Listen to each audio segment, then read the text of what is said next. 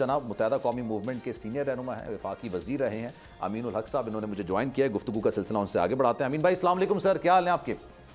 वालेकुम सलाम।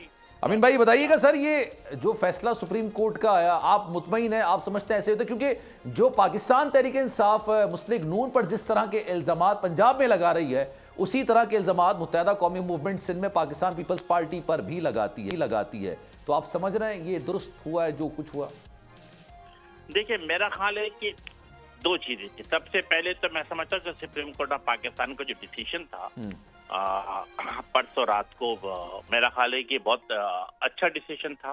एमकेएम पाकिस्तान इसे वेलकम करती है और समझती है कि मुल्क की माशी सूरत हाल बेहतर करने के लिए, मुल्क में सियासी इस्तेहकाम लाने के लिए इंतखाबात का आज़ादाना, मुनसिफाना, शफाफ और पुरअमन इंतखाबात का इनेकाद बहुत जरूरी है। तो definitely we support the supreme court decision. अब दूसरी बात यह कि लेवल प्लेइंग फील्ड के हवाले से सलमान, मैं समझता हूं कि एमकेएम पाकिस्तान पिछले 4 माह से जब से ये केयर टेकर गवर्नमेंट बनी, हमेशा अपनी एहतजाज रिकॉर्ड कराती चली आ रही है। हमने एहतजाज के पहले हिस्से के तौर पर चीफ इलेक्शन कमिश्नर से मुलाकात की, फिर केयर टेकर चीफ मिनिस्टर से उनसे भी मुलाकात की और अपना जिसे कहते हैं जमहूरी अंदाज में अपना एहतजाज रिकॉर्ड कराया।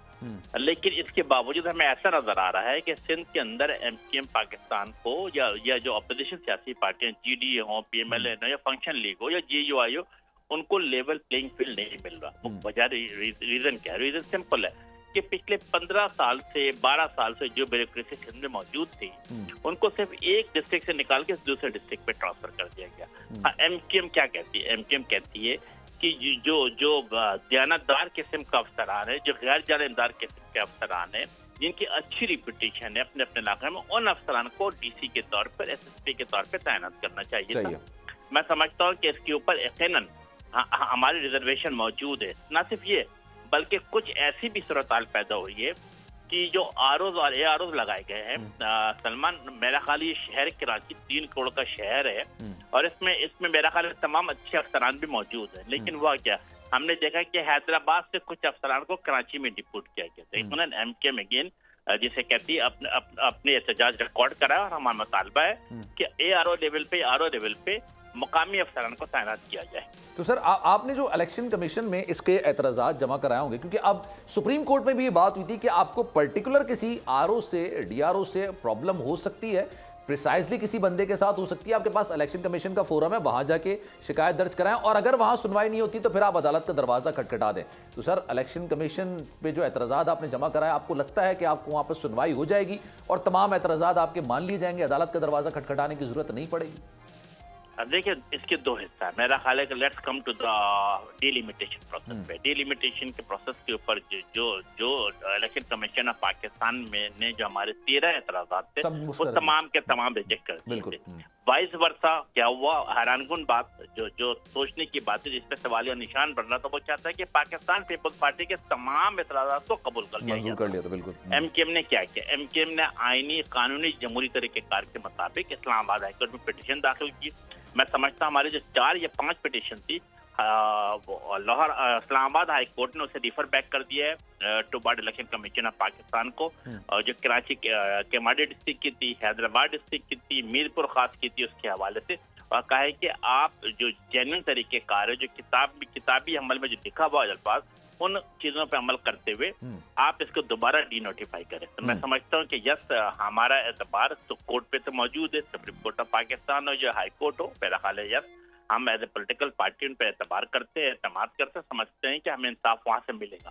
और यकीनन जहाँ एआरओज़ के हवाले से हम इनको जिसे कहते हैं ईगल आई के साथ हम तमाम चीजों पर नजर रखे हुए, हमारी क्या ख्वाहिश, हमारी ख्वाहिश है कि पुरअमन इंतखाबात हो और फिर जो अवाम को जो जमहूरी तरीक़ेकार है, जमहूरी तरीक़ेकार क्या है कि जो लोग बैलेट बॉक्स में अपने बैलेट इस्तेमाल करें, उसी हवाले से उसी दिन सेम डे मेरा ख्याल उनके रिजल्ट का अनाउंसमेंट होनी चाहिए।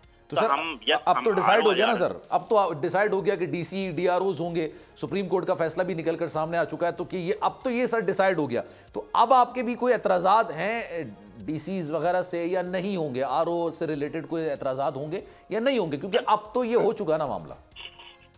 देखिए सलमान बिल्कुल डिसीजन आ चुका है मेरा ख्याल है कि इलेक्शन कमीशन ऑफ पाकिस्तान का, और अब डिस्ट्रिक्ट एडमिनिस्ट्रेशन ही तमाम मामला को देखेगी।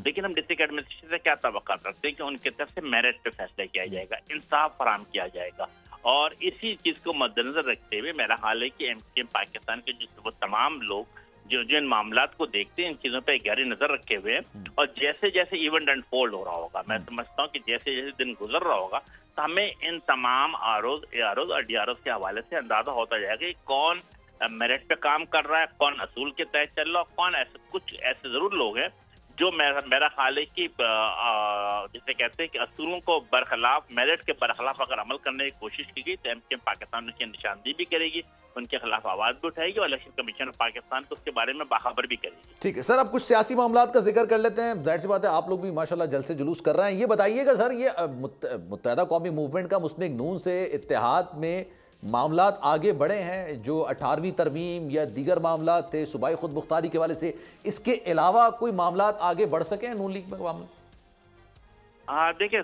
जहाँ तक सूबाई खुद मुख्तारी के हवाले से था और मेरे ख्याल है कि अमेंडमेंट के हवाले से, कॉन्स्टिट्यूशनल अमेंडमेंट के हवाले से था, यस इन प्रिंसिपल से पाकिस्तान मुस्लिम लीग नून हमारे साथ एक्सेप्ट करती है, हमारी बातों को मानती है, बल्कि वो तो हमसे भी एक कदम आगे बढ़कर कहते हैं यस होना क्या चाहिए, होना ही चाहिए कि चीजों को डिसेंट्रलाइज करना चाहिए। मसलन मैं एक बात आपके सामने रखता हूँ और आपके तवज्जुह से मेरा ख्याल है पाकिस्तान के अवाम को बताना चाहता हूँ कि अगर हम कौमी असेंबली या सूबाई असेंबली, चारों सूबे के सूबाई असेंबली की ऑफिस को देख लेते हैं, कौमी असेंबली को भी, सेनेट को भी शामिल कर लेते हैं, तो मेरा ख्याल है मैक्सिमम 1200 ऑफिस बनते हैं। पाकिस्तान में 25 करोड़ अवाम है, क्या इन 1200 ऑफिस इनके मसाइल हल हो जाएंगे? यकीनन नहीं। हाँ, अगर यूसी चेयरमैन बन जाते हैं, यूसी काउंसलर बन जाते हैं, डिस्ट्रिक्ट चेयरमैन बन जाते हैं, तो मेरा ख्याल है ये तादाद ये पूरे पाकिस्तान में 1200 से बढ़कर 2 लाख के लगभग हो जाएगी। यस, फिर 25 करोड़ अवाम को कम से कम अब अपने एमएनए एमपीएस को ढूंढने की जरूरत नहीं पड़ेगी, बल्कि वो यकीनन अपने यूसी चेयरमैन और अपने इलाके में मौजूद यूसी निचली सतह तक आ जाएंगे। बिल्कुल बात।